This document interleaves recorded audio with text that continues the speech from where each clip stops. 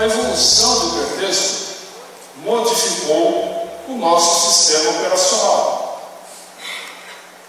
A gente criou formas novas de interagir com essas ferramentas cognitivas, essas ferramentas que ampliam o nosso intelecto. Então, certamente, a gente já não pensa e não aprende da mesma forma que as gerações anteriores. E as novas gerações que vêm vão trabalhar de outras formas, tá? Porque as ferramentas acabam sendo incorporadas pelo nosso organismo e a forma de trabalhar vai mudando. Muitos de vocês já ouviram falar no Mark Prince, ou se não no Mark Prince, pelo menos num conceito que ele coloca de nativos digitais e imigrantes digitais. Essa separação entre imigrantes e nativos, ou seja, aqueles que já nasceram na era digital, daqueles que se adaptaram à era digital, e aí a maioria de nós aqui, grande parte, eu já estou vendo alguns nativos digitais aqui, né? Mas boa parte de nós somos imigrantes digitais.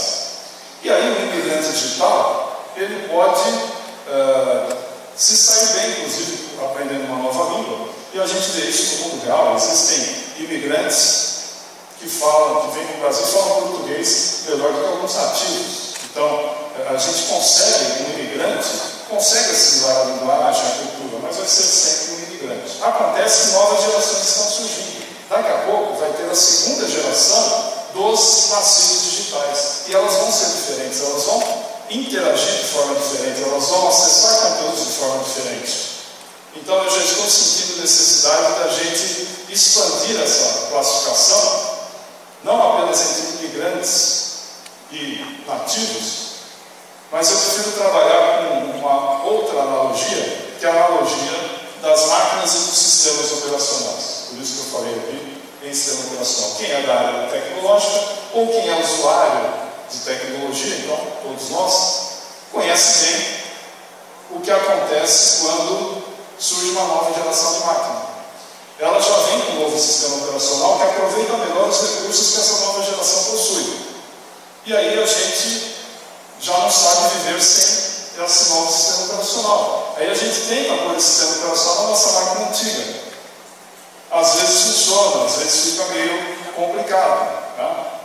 Mas existem formas tanto de você rodar um sistema operacional antigo numa máquina nova, quanto de rodar um sistema operacional novo numa máquina antiga.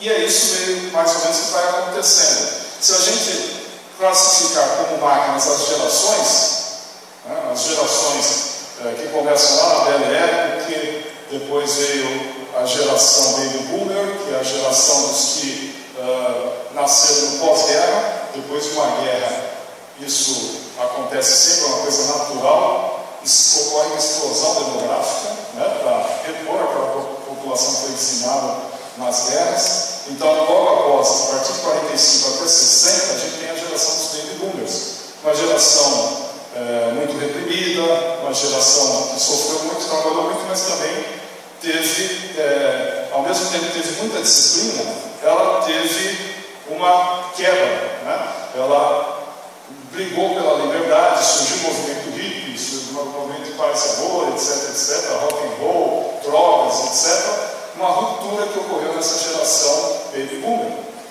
Os Baby Boomers, muito liberais, são os pais da geração X, na qual eu incluo muitos de vocês aqui também.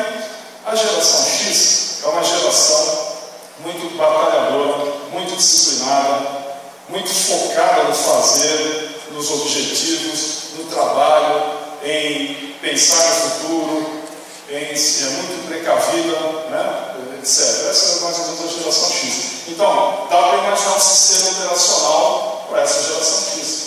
Mas um sistema operacional que funciona bem para a geração X não dá para ser instalado na máquina da geração Y, que veio logo depois. O Y, não sei se vocês sabem, mas o Y não é porque veio depois do X. O X é de Malcolm X, um ativista da época dessa geração X. O Y é a letra que predominava nos nomes russos nesse período. Yuri, Ivanov, sei lá o que. Então, o Y era a letra inicial geração Y não tem a ver com a nossa cultura, mas as características da geração nossa, brasileira, apesar de nós não termos participado muito da guerra, apenas indiretamente, mas nós recebemos muitos imigrantes. Eu sou filho de imigrantes italianos que participaram da guerra. Meu pai foi prisioneiro de guerra, etc. E então a gente teve uma educação, muitos dos filhos de imigrantes e dos que receberam influência dos imigrantes tiveram uma educação muito parecida com os filhos dos baby boomers e tem características parecidas. Então a gente pode avaliar que essa classificação de geração não pode generalizar, mas ela dá indícios interessantes para nós educadores entendermos os sistemas operacionais com os quais a gente está trabalhando. Então a geração X, muito determinada, muito batalhadora. Quem está começando a dominar o mundo agora? A geração Y. Um grande representante da geração Y, Mark Zuckerberg, criador do Facebook. O Bill Gates já é da geração X. Então, a geração Y, aparentemente, ela é vista como mais arrogante, como mais egocêntrica, mais centrada em si mesma, mas isso é aparência. É uma geração muito colaborativa, é uma geração que não tem muito apego à autoridade, disciplina, mas quando estão motivados, eles produzem muito, eles varam noites, etc., mas eles precisam ter um motivo.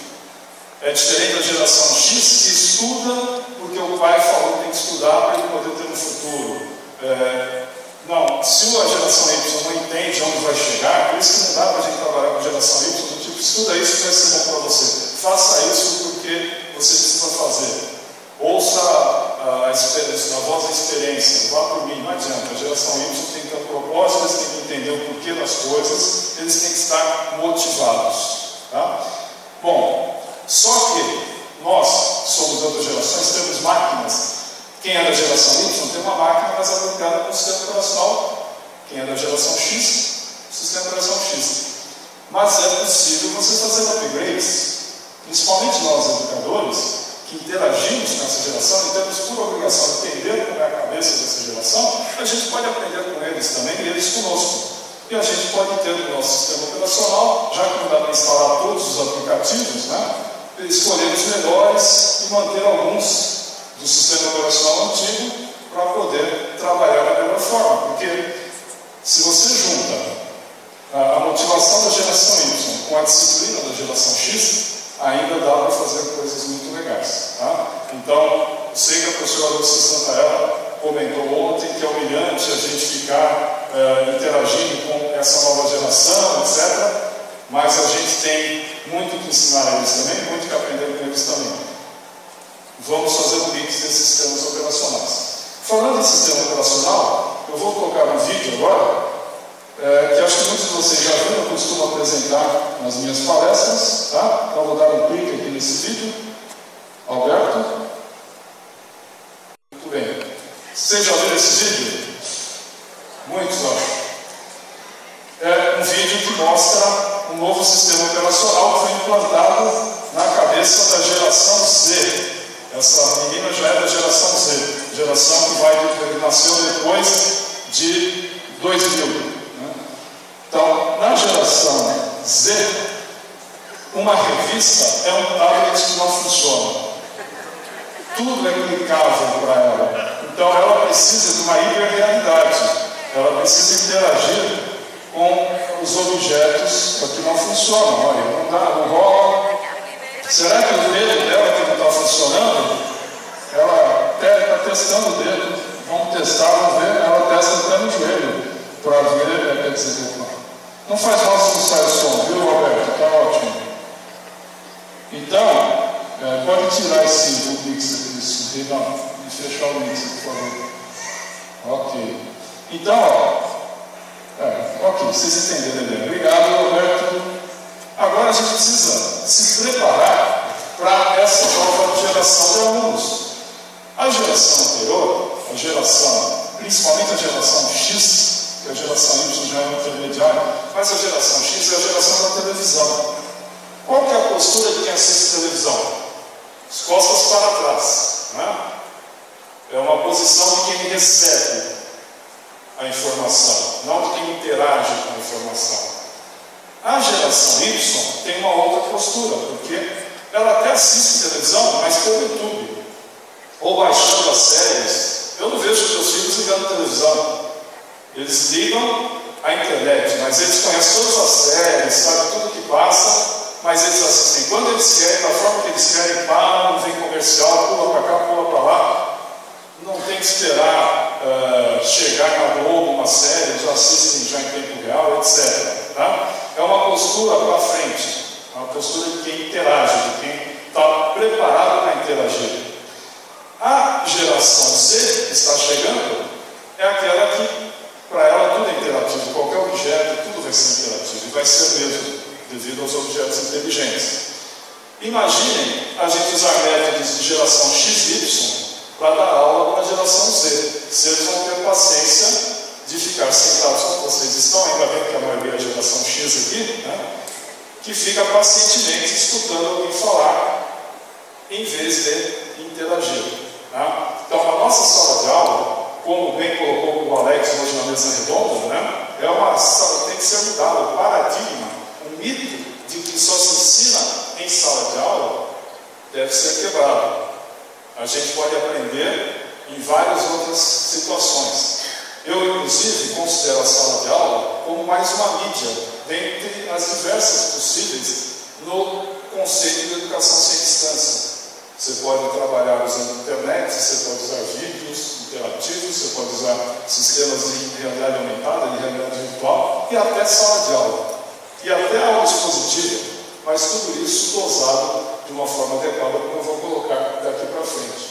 Então a gente precisa se preparar para receber na sala de aula esses alunos impacientes, esses alunos pouco passivos, hiperativos. Né? Eles vão estar vivendo uma hiperrealidade. Então, ser hiperreativo, hiperativo, vai ser algo normal. O anormal vai ser não ser hiperativo. Como que a gente vai controlar esses alunos? Não pode ser distanciando deles, como por exemplo nessa imagem que circulou na internet, que eu peguei essa semana. Por exemplo, o professor controlando uma prova lá do alto, né? E aí não deu certo, ele usou recursos um pouco mais isoladores aí para garantir que não haja cola. Né? Então, será que é assim? A gente vai ter que chegar na sala de aula e falar: desliguem os celulares, não esqueçam que existe internet, esqueçam que o mundo é clicável, prestem atenção no que eu estou falando, porque vai ser importante para vocês. Vai funcionar isso? Não adianta, por mais que a gente tente isolar nossos alunos, o mundo é outro, a realidade é outra. A gente sabe que a escola tem que refletir a cultura na qual ela se insere. E se a cultura de hoje é tecnológica, se os alunos vivenciam fora da sala de aula mecanismos, instrumentos de extensão da sua cognição, o sistema operacional deles é outro, as ferramentas são outras, nós temos que adaptar o nosso sistema operacional também, em vez de tentar impor essas caixas nas cabeças dos nossos alunos.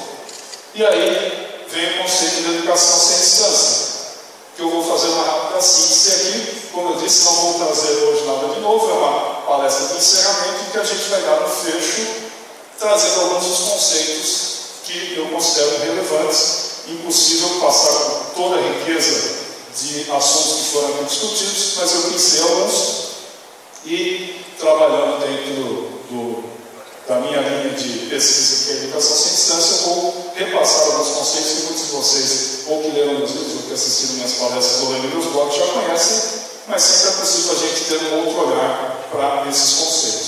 Bom, por que educação sem distância, né? Bom, já comecei a falar isso. Separar educação à distância da educação presencial, eu acho que foi um erro e a gente não deve continuar com ele.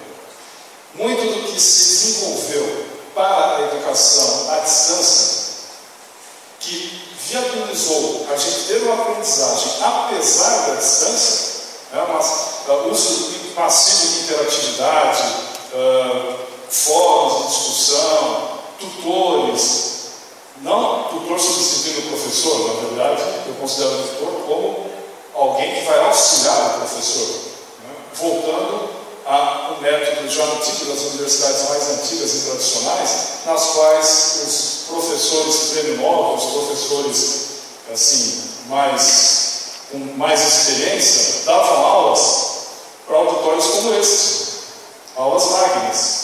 Depois, esses alunos eram divididos em pequenos grupos, e os assistentes desse professor, seria equivalente ao que eu chamo de tutor, iriam para esses pequenos grupos para que eles desenvolvam exercícios, tirem dúvidas, etc. Então você tinha inclusive um pipeline de professores sendo formados, começando como assistentes, pegando experiência com pequenos grupos, até chegar a ser um professor catedrático, né? Em vez daquele professor catedrático repetir a mesma aula para pequenos grupos, ficando a semana inteira repetindo a mesma aula, ele dava uma super aula, uma vez só, inclusive essa aula era gravada e os alunos poderiam rever depois. Então essa metodologia já existia para o presencial. Hoje a gente tem também, como citado pelo Alex, o flipped learning, em que é um outro conceito em que você usa a sala de aula para desenvolver exercícios. Os alunos assistem, por exemplo, vídeos e acessam material e conteúdo que antes era expositivo. O aluno, cada um à sua velocidade, acessa esses conteúdos. Tá? É um outro conceito. Por que, então, separar presencial de à distância? Vamos juntar esses recursos. A educação à distância conseguiu desenvolver métodos que melhoram a aprendizagem apesar da distância. Imagine se a gente usar essas técnicas para o curso presencial. A gente vai aprimorar ainda mais o curso presencial. Então, eu acho que a gente tem que esquecer essas qualificações e ficar com o substantivo que é a educação. Blended Learning é um conceito forte, onde você vai ter proporções diferenciadas, né, de acordo com as necessidades, virtual e de real, podendo ter até uma personalização de acordo com a necessidade de cada curso e de cada aluno. Eu considero que não exista nenhuma área do conhecimento que não possa ser aprendida num conceito de Blended Learning, em que muita coisa pode ser feita à distância, algumas coisas no presencial. Bom, quais os conceitos que eu trabalho? Alguns dos conceitos que eu trouxe aqui hoje, que eu trabalho dentro do conceito mais amplo de educação sem distância, que é uma forma da gente conseguir trabalhar com esse novo sistema operacional das gerações Y e Z. Primeiro, entender melhor esse conceito de distância, depois, o de presença, que está mudando esse conceito de quer estar presente hoje. Nossos filhos ficam presentes no chat, estando à distância. Interatividade, que é essencial, motivação e foco. Bom, primeiro, distância. Quais são os tipos de distância?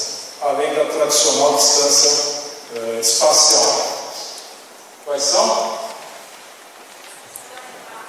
Como? Transacional. Muito bem. Então a gente tem, vou começar pela mais comum, que é espacial. Depois a gente tem a temporal, que é a diferença entre um chat, que é síncrono, e um fórum de discussão, que é assíncrono. Então no fórum você tem uma distância temporal, ao passo que no chat é tudo síncrono. Numa videoconferência você tem uma atividade síncrona. E a transacional, como bem lembrou uma das participantes aqui hoje. A distância transacional foi proposta por Michael Moore e eu vou voltar a ela no próximo slide. Distância transacional é aquela distância psicológica, uma distância comunicativa. Puxa, eu estava esperando a dos 30, pulou dos 30. Obrigado. Então, é aquela distância psicológica, comunicacional e psicológica proposta por Michael Moore. Essa distância explica a possibilidade de você ter um aluno num curso presencial mais distante do que um aluno num curso virtual, interagindo com o curso virtual. Mas existem várias relações de distância também. Você pode ter a distância aluno-professor, a distância aluno-aluno, que é muito importante de ser trabalhada, comentada também na mesa que eu participei anteriormente, né? Os alunos aprendem entre si e é importante a gente aproveitar esse potencial de aprendizado. A geração Y, principalmente, eles valorizam muito o conhecimento dos colegas, eles não respeitam tanto a autoridade, não tem aquela coisa mítica do professor, etc. E eles aprendem com os pares também. O professor tem que supervisionar esse aprendizado para garantir que ele esteja sendo bem feito, mas tem que motivar esse aprendizado aluno-aluno. E aluno-conteúdo, por meio de conteúdos interativos, conteúdos, porque afinal a gente não pode ser conteudista, mas também uma aprendizagem sem conteúdo também não faz muito sentido. Então você tem que ter o conteúdo, você tem que ter as metodologias aqueles que reduzem a distância transacional. Bom, se a gente combinar todas essas distâncias, a gente vai ter 512 combinações. E seria impossível a gente dar nome para essas 512. Porque uma dessas 512 chamada de educação à distância e outra chamada de presencial e as outras 510. Seriam o quê? Bom, então voltando à distância transacional proposta por Michael Moore.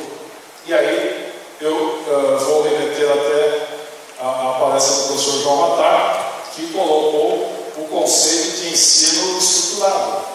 A questão da estrutura aparece na definição da distância transacional, porque o Michael Moore, ele coloca que existem 3 grandes fatores que influem na distância transacional. E um deles é a estrutura. Tá? Primeira coisa que ele coloca é a estrutura. Ele coloca aqui, olha que coisa interessante, não é tão intuitiva, porque a gente se preocupa muito em planejar, estruturar, e esse planejamento é importante, mas a estrutura não precisa transparecer para o aluno. Ele precisa sentir que a coisa é um pouco mais solta, ele precisa sentir mais autonomia. E o Michael Moore coloca que quanto maior a estruturação do programa, maior também a distância transacional. Um exemplo de curso super estruturado é uma teleaula, que tudo funciona perfeitamente cronometrado daquele jeito, mas o aluno se sente mais distante do que numa aula ao vivo, por exemplo. Então, a gente tem que tomar cuidado no ensino estruturado para não expor muito essa estrutura e aumentar a distância transacional. Diálogo, leia-se também como interatividade. O diálogo é inversamente proporcional à distância transacional. Quanto maior o diálogo, menor a distância transacional. Ou seja, vamos colocar interatividade nos nossos cursos e nos nossos materiais. E a autonomia. A autonomia é essencial para o aluno se sentir mais presente e menos distante. Eu vou voltar em autonomia quando eu for falar em motivação. Presença. O que é presença, afinal? Presença dentro de um contexto de atividade mediada por tecnologia. Nós que pesquisamos tecnologia na educação e tecnologia que aproximam, a gente precisa entender o que é esse conceito de presença e de telepresença. E eu encontrei, pesquisando esse assunto, uma definição bem interessante para a presença. Que é o seguinte, por exemplo, o que diferencia uma pessoa falando ao telefone de uma interagindo numa videoconferência, numa tela de TV, ou alguém interagindo com uma projeção holográfica de uma outra pessoa distante? Claro que as tecnologias são diferentes. O que há de diferente dessas interações? Que tornam algo com maior sensação de presença ou com menor sensação de presença? Vejam que bacana a definição. Eu resumi a definição. Mas, basicamente, a definição da ISPR, que é a International Society for Presence Research, ela dá várias definições, mas a que eu mais gostei é essa daqui que diz o seguinte, mais ou menos, que a presença é uma percepção subjetiva. E é uma percepção subjetiva que falha em perceber a atuação da tecnologia no processo, intermediando o processo. Ou seja, quanto mais a gente falha em perceber a atuação da tecnologia intermediando o processo, mais presente a gente se sente. A gente filtra essa tecnologia natural que nós temos no nosso organismo, que são os nossos sensores, que captam do mundo real as informações, transformam em sinais elétricos, esses sinais elétricos vão para o nosso cérebro processa e imagina a realidade. Essa imaginação da realidade, a gente esquece que está sendo intermediada por todo esse sistema sensório e considera como sendo exatamente presente isso que a gente está vendo. Inclusive, se isso fosse uma alucinação. Por isso que é difícil falar para alguém que está tendo uma alucinação que aquilo é uma alucinação, para ele aquilo é muito real. E se eu estou usando o mouse, por exemplo, eu sei que eu estou interagindo por meio dessa tecnologia mouse. Se eu uso um sensor de movimento e não preciso do mouse, interajo diretamente com um objeto virtual, eu tenho a sensação de que o objeto está mais presente do que se eu estiver interagindo indiretamente por meio do mouse, por exemplo. Então, a ausência da tecnologia aumenta a percepção de presença, mas não a ausência efetiva, porque a tecnologia, cada vez a gente vai precisar mais dela, mas ela tem que ser mais transparente possível. Quanto mais transparente, mais presente.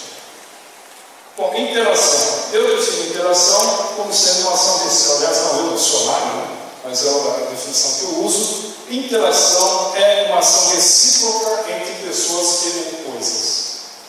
Já a interatividade é a percepção do potencial de interação que existe em um determinado sistema. Se você entra num parque de diversões, mesmo que ninguém esteja ainda interagindo, você percebe que aquilo chama de interação. Um museu interativo, por exemplo, é diferente do museu tradicional, que você percebe que você não pode encostar em nada. Então, existe uma interatividade percebida. Não necessariamente você precisa interagir para perceber a interatividade. Os designers institucionais, os educadores, podem planejar as suas atividades educacionais prevendo ou mais ou menos interatividade, que não significa número excessivo de interações. Por fim, não, penúltimo, que tem motivação e tem ainda flow, né? Mas a questão da motivação. Geração Y, e principalmente a geração Z, como eu já contei, elas dependem de motivação, elas precisam ter um motivo para fazer. Elas fazem muito bem, melhor até do que as gerações anteriores, desde que sejam motivadas. E motivação é algo que já foi muito estudado por psicólogos. Eu fui atrás, por exemplo, de um autor chamado Edward Deci, que publicou um livro chamado Why We Do What We Do. O nome já diz tudo. Por que fazemos o que fazemos? A gente faz porque tem algo que nos move a fazer. E ele foi fundo, fez vários experimentos, e ele começa mostrando os estágios da motivação, que começa com o pior deles, que é a desmotivação. Que a gente às vezes vê os nossos alunos, muitos alunos das novas gerações, desmotivados. E a gente não entende como que algo que está no nosso DNA, que é a curiosidade por aprender. Olha, você pega uma criança, ela é uma máquina de aprender. Ela é super curiosa, ela nos bombardeia de questões, quer saber tudo. Ela entra na escola e começa a perder vontade de aprender, a ficar desmotivado. O que está errado? Então, a gente precisa passar do estágio da desmotivação para o da, pelo menos, o da motivação extrínseca. Motivação extrínseca é aquela que vem externa, como o nome diz, é algo que não vem de dentro. Mas você faz porque alguém mandou, porque precisa fazer, porque você precisa ter o salário no fim do mês, você precisa tirar a nota para passar, porque tem que ser feito. É uma motivação extrínseca. É uma motivação, mas funciona melhor para a geração X. Para a geração Y, não adianta dizer para ele, faz isso que você tem que fazer.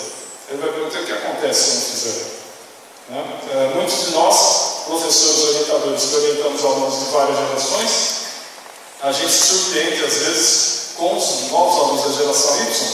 Quando a gente pede para eles fazerem alguma coisa, eles falam, tá bom, passa a data combinada, como se nada tivesse acontecido, você vai perguntar, e a desculpa que eles dão é mais esfarrapada possível. Assim, como se não fosse nada. Né? Tinha que fazer a verdade, mas é que estava passando um programa interessante na TV, eu fui até tarde. Qualquer coisa justificativa, eles não sentem culpa. Sentimento de culpa é algo da geração X. A geração Y não sente culpa, eles foram criados para não sentir culpa, e nós que sentimos culpa por eles.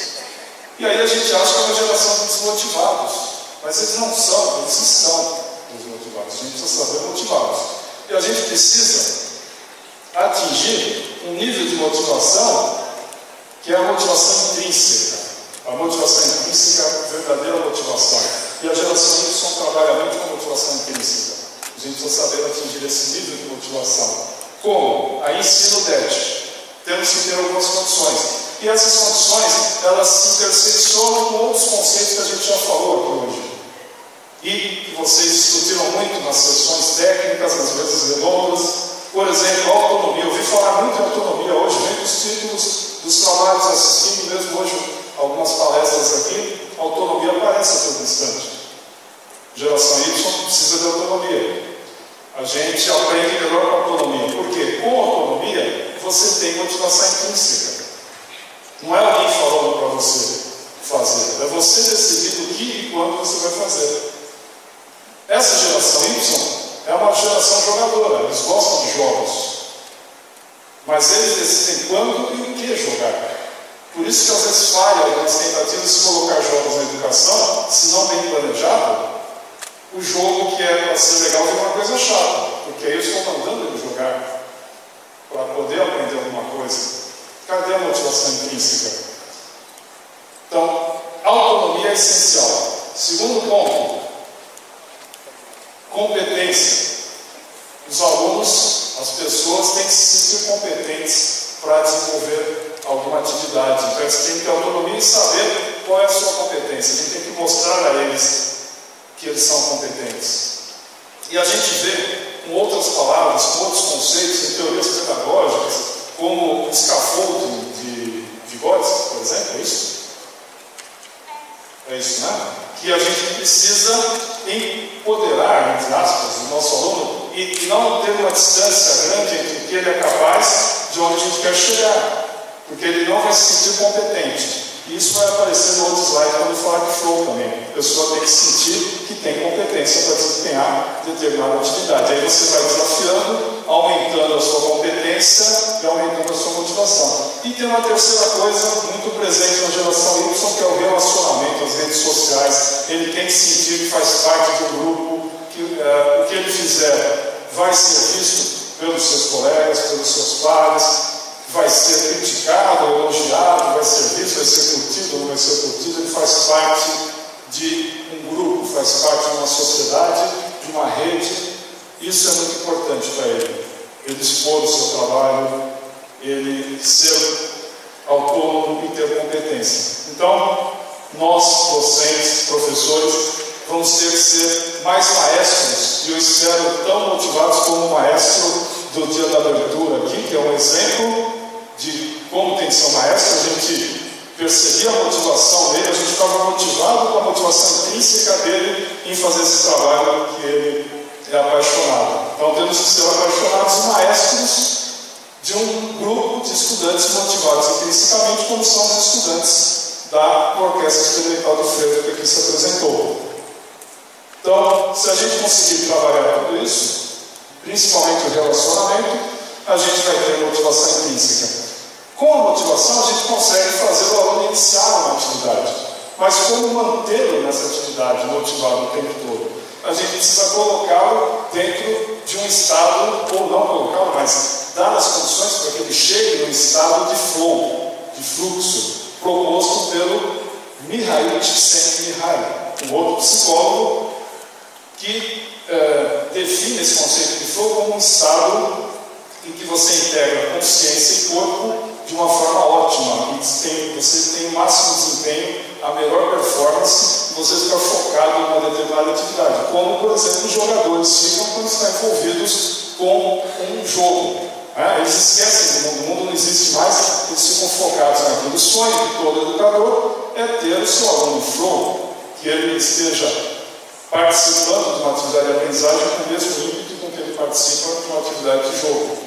Só que para manter uma pessoa em flow, depois que você motiva essa pessoa a entrar numa atividade, para manter em flow, você tem que equilibrar habilidades, que seja a questão da competência, com os desafios. Então, os jovens gostam de ser desafiados. Isso é do ser humano.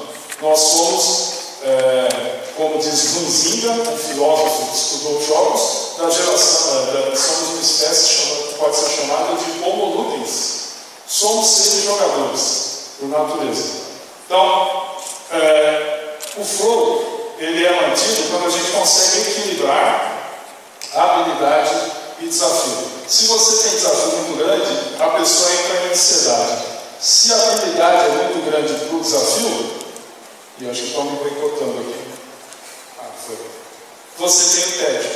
Então, o canal de flow é o equilíbrio. Então, a gente tem que desafiar nossos alunos, mostrar que ele tem competência e não desafiá-lo além do que ele se sente competente para fazer.